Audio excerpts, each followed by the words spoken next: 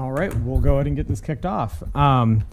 This is a meeting of the City of Lincoln, Lancaster County Railroad Transportation Safety District, commonly referred to as the RTSD. It's subject and adheres to the Nebraska Open Meetings Act, and a copy of the Open Meetings Act is available for inspection and is posted by the entrance to this room. The RTSD agenda for today's meeting was posted on the RTSD website on November 25th, 2024. The RTSD website is also accessible by links from both the City of Lincoln and Lancaster County's official government sites. In addition, on November 26, 2024, the meeting agenda was posted on the bulletin boards located in City Hall, first floor, 555 South 10th Street, and a copy of the agenda is also available at the entrance of this room. One copy of the meeting agenda and all the materials being considered today are located at the diocese, and complete copies of these materials are available at the RTSD office at 949 West Bond Street, Suite 200. Let's go ahead and call to order and do approval of the minutes. I would ask for a motion to approve moved by Commissioner Amundsen. Second. Seconded by Councilman Weber. Any discussion? Seeing none, I would ask for a vote to approve the minutes as printed. Amundsen? Yes. Bowers? Yes. Schulte? Yes. Weber? Yes. Okay, next up is report of statement of financial activity.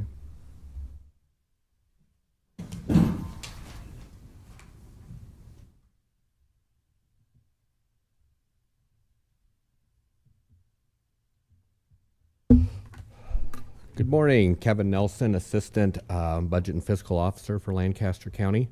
What's attached to the agenda is the Statement of Financial Activity as of November 15th, 2024. I think Roger was going to pull it up onto the screens. Basically, at that time, we had collected about 42% of our collected or of our expected revenue for the year at $3.9 million. Expenditures were $161,000. I think Roger's going to go through those at a later date or on the next report. Our cash and investments, cash balance was about $600,000, and we had CD balances and money market balances of just under $40 million. Since the date of our last report in August, we had $10.8 million of CDs that have matured and purchased about $14.3 million of CDs during that period of time. So continuing, our CD balance continues to go up. As a reminder to the board, we are purposely setting aside additional funds for the Cornhusker 33rd and Cornhusker project, so that is why we have that balance out there. Just one thing to kind of note on the report, you may notice some of our newer CDs we're renewing at around about 4.5% is what we're getting right now, which is less than what we had been seeing of about 5%. So we are starting to see some of that interest market going down a little bit on us, and so I would expect we'll see that continue for at least for the short term. Any questions on the report? Seeing no questions, thank you so much. Yep. Okay, next up. Oh, I will move that we accept the report. moved by the commissioner, seconded by the councilman. Yep. Second. Any discussion? Seeing none, I would ask for a vote to accept the statement of financial activity. Bowers? Yes.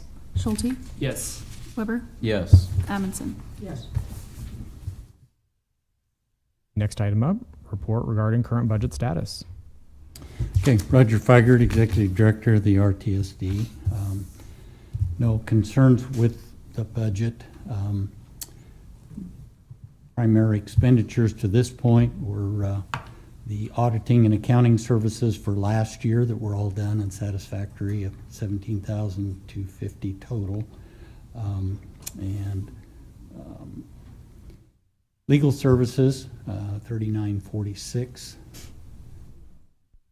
Commissions, $64,401. Those go to the county treasurer. In the actual capital area, miscellaneous engineering, $4,300, and $71,000 spent thus far for 33rd and Cornhusker. Chris Humphrey is here, and she'll give you an update a little bit later, a positive update on status of 33rd moving ahead a little bit. I might go back up to the operating portion of the budget. That report is through November 15th, 2024. And since then, we did get in the invoice and the policy for this upcoming year for the POL, the Public Officials Liability Insurance. Insurance continues to be something that goes up fairly significantly. And it did again this year. Because we have had very low risk of issues, we took a higher deductible and lowered the actual premium back down by almost $1,000. So just about $7,750 for that insurance policy, and then we have another umbrella and general liability insurance that'll come due this month as well. But I think it will all fit within the $10,000 that we currently have budgeted. So at that point, I don't have any concerns about the budget and would answer any questions if you have any. Any questions for Roger? Okay, seeing none, I would ask for a motion to accept the current budget status. Actually, we don't even need to do that. Perfect. Thank you. Sorry. Next up is consideration of audit and budget contract. Okay. Tony Jarina from HBE is here. We have a proposed letter of agreement.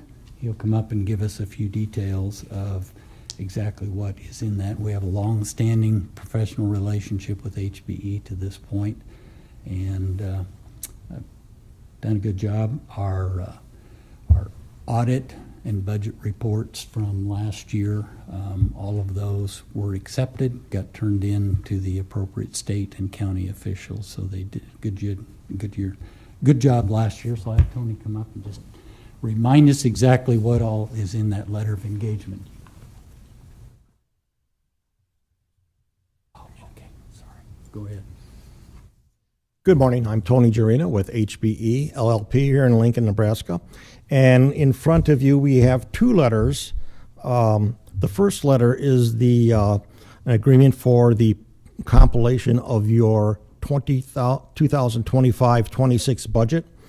And it'll be a non-attest service of the audit that we are doing. That's why down at the bottom of the third page of this budget engagement letter, we are stating that the fee for this engagement will be included in the budget, in the audit fee for the year.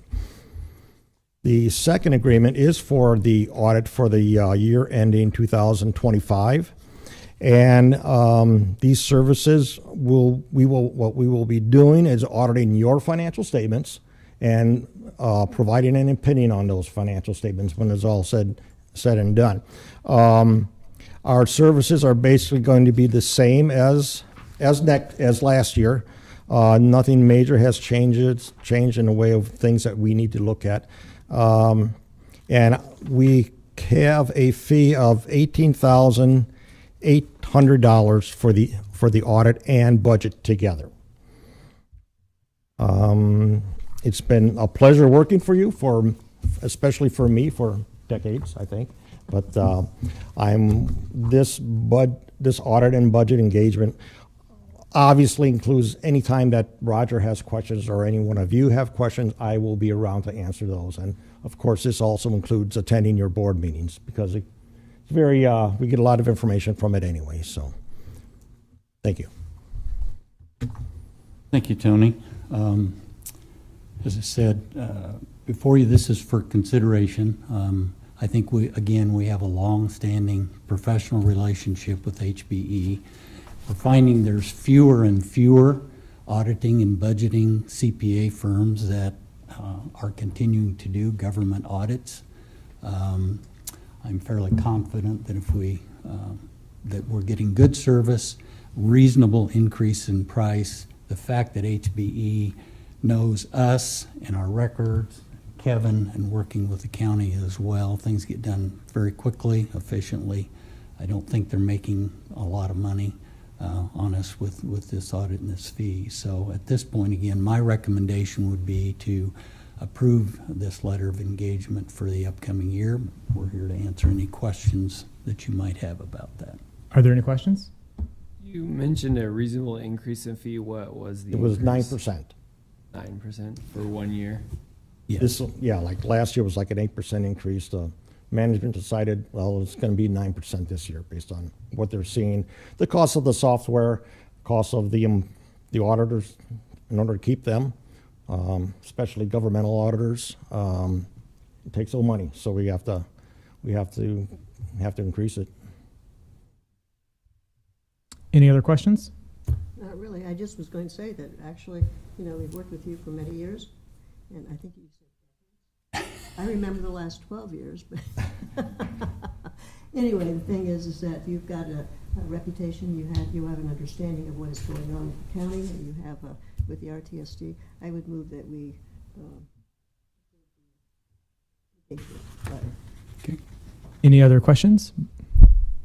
I just have a quick question before we accept your motion. Can you talk a little bit about the complexity of auditing a governmental entity instead of like a nonprofit or something like that? Yeah, yes. And talk a little bit about. It's like a third layer. We have to deal with AICPA and Financial Accounting Standards Boards when we do an audit of a business. Now, when we have to do an audit of a nonprofit entity, there is another layer there. There's accounting for nonprofits. It's a totally different financial statements that you'll see with a regular C corporation or anything such as that. Then we go to the government audits, which is another layer, because now we have to follow the rules of the Government Accounting Standards Board. So that dictates how the financial statements are presented, what's presented in those financial statements, and also what we have to look at when we are performing our audits. So there is another layer that we have to deal with. And so we've had a relationship with HPE for decades. Can you talk a little bit about some of the other work that HPE does? I think last year, and I'm kind of just saying this more for the record than anything else, because last year you talked about you were even doing like global organizations, right? Well, we do have a couple that are international now, and those are, I believe, our nonprofits, yes. So you are a lot of experience, a lot of competency, you're proven, trusted, you got a good reputation. We have different departments now. We have our tax people, we have our assurance people, those that do audits. So we do split those up now because, we have to deal with these, when it comes to assurance work, we have so many different things that need to be understood, and it gets kind of hard for a tax person to be also an auditor. So we are, in order to keep up with our auditing of our nonprofits, of our business entities, and of our governments. Specifically, we do a lot of districts, and we do a lot of we do cities and villages around the area. And Roger is correct; a lot of that is coming our way because a lot of auditing firms are kind of getting out of the business because of that extra layer of reporting, that extra layer of compliance that they have to deal with these audits. So awesome. Well, thanks so much. I just kind of wanted to throw that out there again. Any other questions? Seeing none, there was a motion by the Honorable Commissioner Amundsen to accept To approve that contract. to approve the audit and budget contract, And I would second. seconded by the Honorable Councilman Weber. Any discussion? Seeing none, can we please do a roll call vote? Schulte, Yes. Weber, Yes. Amundson, Yes, Bowers. Yes. Next up, we have report of project and crossing updates. We're going to have staff provide information on these items, and then folks in the public that want to provide comment, that'll be on item 11 when we get to right before we adjourn. Okay, first up, Chris Humphrey is the RTSD's 33rd and Cornhusker project manager, and she'll give us an update. So, Chris. Hi, good morning, everyone. I'm Chris Humphrey, the 33rd and Cornhusker project manager, as Roger said. As you recall, we had our public hearing for the environmental assessment on September 5th, and we accepted formal comments after that. We have addressed all those comments and submitted responses back to them. And right now, we're just in the process of finalizing paperwork. We're hoping to have the record decision document, which we're anticipating will be a finding of no significant impact in spring of next year, early next year at some point.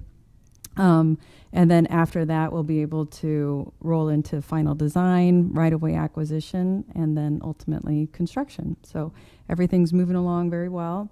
We also submitted our railroad crossing elimination grant. So that was for a $66.7 million that we requested in that application that would go towards the total cost of the project. We're hoping to find out if we were successful in that grant application early next year as well. So, Any questions? Okay. Seeing okay, none. thank you. Thank you. Thanks, Chris. So for anybody listening, that project is moving forward, and the big reason why we continue to save and set aside financial resources, that's why our cash balance is as large as it is to be prepared for that project. Update on train notification system update. The RTSD, in conjunction with University of Nebraska Engineering, did submit a proposal to NDOT for research projects shortly after the last meeting. NDOT received 22 proposals for research projects. We had an opportunity to present the train notification system idea to a panel that'll be making decisions on those proposals, and I think that went fairly well. Hopefully within January, February timeframe, Nebraska Department of Transportation will be selecting probably 10 to 12 of those proposals to go into research. And that research then would start July 1 of 2025 and probably go for approximately a year. I'm encouraged. I really think that proposal will be one of those that is selected to move ahead, but should be able to give you a report on that at the March meeting. I'd answer any questions you might have. What's some of the, just a quick question, what's like some of the benefits of going through like NDOT to do the research part of it? Finances, for one. The research and the information would all be paid for through research dollars from the DOT, rather than if the RTSD had just contracted with UNL Engineering to do the research and the study themselves. There might be a small local cost share, and then that research, I think, in going through that is there's a broader base of research and looking at all the technology and the information that is out there by using UNL and the DOT as they work with their peers across the entire United States. And they can bring that to bear then in a possible project and possible technology that could improve response time and improve safety along that corridor. And I would remind folks, if something positive comes out of that and is available, there may be other rail corridors in the Lincoln community area that could benefit, as well as the current study along Nebraska Parkway. Any other questions? So is it research or is it installation of a notification system? Well, it would be research and coming up with a proposed system for train notification.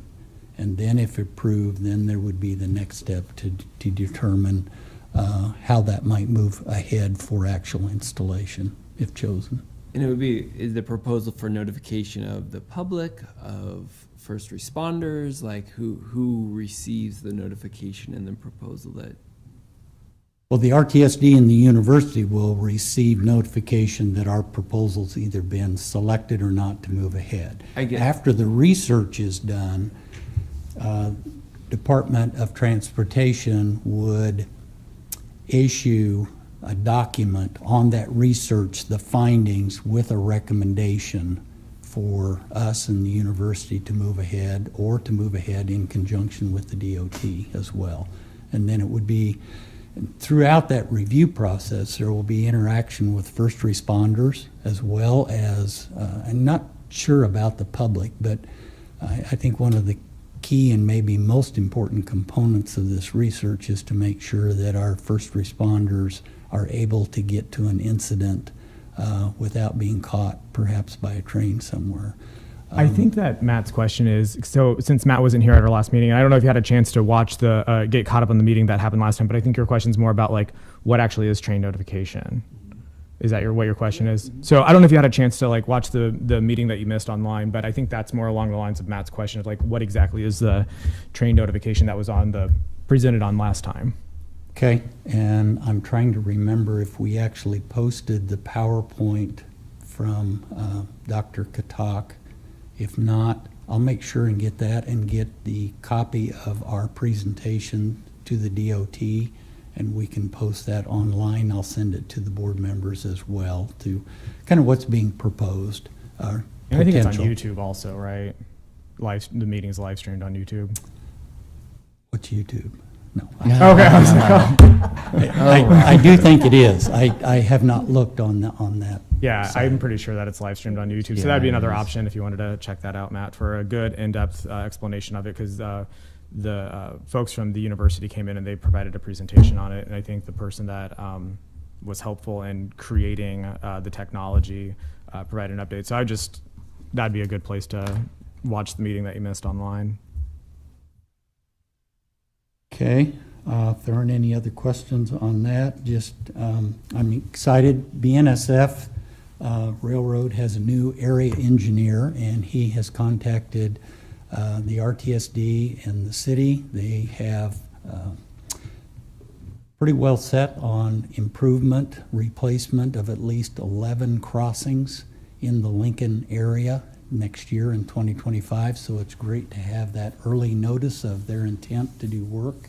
That can then be coordinated with both Lancaster County as well as the City of Lincoln LTU for projects. Just to give you an idea, the first areas that they want to work on would be along the Nebraska Parkway, 10th and Calvert, 14th and Nebraska Parkway, and 40th and Nebraska Parkway would all be replaced. In addition, they want to, on the main line that goes along Cornhusker Highway, they'd be doing a replacement of 141st in Waverly, 84th Street on the east side of town, and then 35th and Adams, and then 1st and J Street down here on the east end of Hobson Yard. Park Boulevard is another one that would get done. There's actually 4 separate crossings at 1st and J in that total. But again, I'm excited that BNSF is taking very seriously the condition of their crossings and communicating with the city and the county to do those improvements next year. I don't have anything else to report. Any questions? Maybe I would say there was OPPD repaired and replaced the crossing on South 70th Street, south of Nebraska Parkway. It was pretty rough, quite a bump to start with. Their contractor came back in and redid that, and it's much smoother and I think safer, so I appreciated their work to get that done. Any questions about reported projects or crossing updates? Roger? Okay, seeing none, we'll move on to the next item of consideration of barricade invoice. Okay, occasionally there are emergencies and the railroad needs to come in and do a repair, and there was one at 35th and Adams. That crossing continues to be kind of a maintenance headache. In August, they came in and did a repair. They asked the City of Lincoln LTU if they would assist in that emergency repair by simply providing signs and barricades, which the city did to the tune of $1,029. And I indicated to the city that I would bring that to the RTS board for consideration of reimbursement to the City of Lincoln. That's fairly typical, and we've done that in the past. Any questions? Seeing none, I would ask for a motion to approve the barricade invoice. I would so approve. Moved by So Roma. move. Moved by Roma, seconded by Brody. Any discussion? Seeing no further discussion, may we please do a roll call vote? Weber. Weber. Yes. Amundson. Yes. Bowers. Yes. Schulte. Yes. Okay, we'll move on to report of other matters. I would simply report at the September meeting, you were presented with a draft audit document. Mr. Girina had indicated he didn't anticipate any changes. The board approved that contingent on no changes, and I would simply report there were no additional changes, so that audit report is considered final and stands with your previous approval. Awesome. Next item, communication correspondences. Those have been placed on file. Yeah, I don't have anything to report there. Do you have anything to report for non-agenda items before we invite the public to come up and speak? Why don't you let the public come up, and then I have an item afterwards if there's any public wants to speak. Sounds good. Okay. Is there anyone from the public that would like to come up and provide any public comment on any of these items or items not on the agenda? Pick your poison. All right. Or pick your railroad track. Yeah. My name's Andy Faust. I live at 8351 Emery Lane in Lincoln, Nebraska, and I represent Smart TD. We're a rail organization that covers everybody throughout the state for labor. I got some questions about I watched the presentation and the last meeting, and Commissioner, your question was about the rail notification. UNL professor came and gave a description of what kind of research they did up in South Sioux City, and they came up with a system that would notify you that the train was coming. So then, like, first responders could plan an alternate route, or the public could plan an alternate route. After it was all said and done, the railroads wouldn't allow them to attach that equipment to their rail. And there's a reason for that, because if they're notified that they're blocking a crossing for too long, there's a law that only allows them to block a crossing with the train not moving for up to 10 minutes. And then they receive fines. They're supposed to. They don't. But my questions for this new technology and this research, how long would the research take? I heard 2025 that they could possibly start the research, and then it would take a year. Okay. And then would the research be covered by the DOT grant that they're applying for, or does the city have part of that research? I don't know if I'm supposed to be asking questions, but I'm going to get to a point. Okay. My understanding is the DOT is the primary funder of that research. There could be a 5 to 15%, 20% local match. And if there was a local match, then the city or the RTSD would have to decide with the university whether or not to provide that. But Okay. So let's say the research takes $100,000, the DOT covers that, and then 15% could go on the city or the or the the board. RTSD. Yeah, so if that'd they are- be, say, $15,000. So for a year, we'd be out $15,000, right? And then who pays for the system after the research is done? If there is an acceptable system, then I think it would be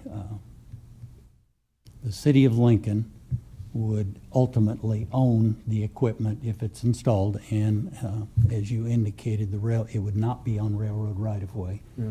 Cameras and equipment would be on public right-of-way.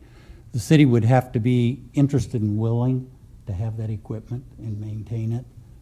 They could request the RTSD to pay for the installation, like we've done for other crossings and things like that. But that would be something to decide down the road if there is a successful outcome from the research. Okay. So I kind of got this started, this talk about this system. And what I found out is in Nolanville, Texas, there's a system as we speak of right now. We could log on today, and to the second, it tells you if the crossing's blocked, and it tells you all the records of this 24-hour period, that how long the crossing was blocked. And then I can go to that video and actually watch the train blocking the crossing. I mean, I've seen it up to 2 hours before, blocking crossings. There's 2 cameras. What led me after that, I went to Texas A&M, the Transportation Institute. They were the ones that developed this product. the Transportation Institute is a contractor. What they do is they link us to the people that provide the equipment, and then they link us to a contractor that would put the equipment on a light pole or on a whatever, not on the right of way of the railroad. And the city owns the product, like what Roger said. This is great technology. The only thing that I would add to it, and Roger has said this in the past, is we need a system that would be put on at Calvert, down the Highway 2 corridor, be put on at Calvert to let me know that the train was coming. And then I would need the cameras to tell me where the train is at that time for first responders to plan an alternate route. And I live south of 70th, that crossing that Roger was talking about being fixed. There's 3 schools there. There's an elementary, a high school now, and a middle school hooked onto a YMCA, which the railroad goes pretty close to the YMCA, which they provide also daycare. That crossing has been blocked 3 days in a row for up to 6 hours. And that was last winter. So that prevented people from picking up their kids in the middle of winter. That prevented people from taking their kids to the YMCA to receive daycare so they could get to their jobs on time and stuff like that. So I think the system that the Texas A&M Institute has already developed, already done the research, it costs $20,000 per crossing. That's what the director told me. So if we do 10 crossings, that's $200,000. So now we got to pay, let's say the research cost $100,000. We got to pay $15,000 for 2025. That's if we get accepted from the NDOT. Then after that, then the cost is put on the city again for coming up. What if they come up with a system that costs more because the Texas A&M Institute already owns the patents for some of this stuff? So we're going to end up buying it from them anyway, right? Even though we're going to add on to the research with UNL. I have nothing against having UNL do the research. Let them do the crossing notification outside of, let's say, Bennett, where a train's coming into town and a train's going out of town. Have them develop that system, but the system that goes on the light poles, let's purchase that from Texas A&M Institute. It's going to save us a lot of money. And I know you guys all know that money is a big thing and taxes are a big thing in this city. So I'm just trying to save a couple dollars for the taxpayers and myself. So, thank you. Any questions for Mr. Faust? I have one. Who's responsible for the fine? So you said if a train blocks an intersection for more than 10 minutes, there's a fine that goes along with that? Yeah, it goes into the general fund for the state. Who's is the NDOT then responsible for assessing that fee on the train, or you know what I mean? I think it goes back to the Public Service Commission.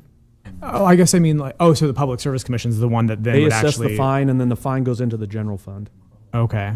It's also a federal law, but no one follows it. There's a lot of federal laws that the railroads don't follow. Is that? I'll ask you some questions later. Yeah. Okay. Any other? Also, thank you for fixing 70th Street. That was a big deal. Any other questions for Andy? Okay. Thanks. Anyone else from the public have anything else that they would like to share that's on their mind? Okay. Seeing none. Roger, you got anything else for us? I do. I wanted to take this opportunity to thank Roma for your service to the country and to our state. Thank you for your service to the Lancaster County as a commissioner, and for your service to this board. You have a quiet, calm, steady leadership style. You've been a great supporter for the RTSD, and we're going to miss you as a commissioner and certainly as a board member for the RTSD. So I hate to see you leave. It's not a big deal, but anyway. Oh, wow. Thank you very Roger. much Yeah. for your This is service. going to be very, very beautiful. Thank you. You're very welcome. Yeah, Thank you. and actually, Roger, I have enjoyed serving on this board. And because I think it's really important for the traveling public and for the public, for the crowd, for walking and everything like this. You, over the years that I've known you, you've always taken a very calculated approach, and it's been a very objective approach, and you've always answered all questions very clearly.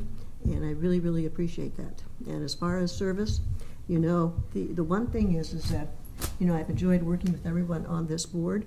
And, you know, part of my own makeup is that of civic responsibility. Yeah. And I think that this is one of the things that people really nowadays, they need to become engaged with government, with civic Yep. responsibility. So, good luck to you, everyone, in the future, and there's going to be great things happening. We know that. We do. Again, thank you so much. And thank you. Thank you for your service. With that being said, would you like to make the last motion to I adjourn? will. Let's adjourn this meeting. All right. Seconded by And I'll second. Brody. Any discussion? Seeing none, may we please do a roll call vote? Amundson, Yes.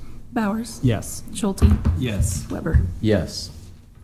All right, we stand adjourned. James will have.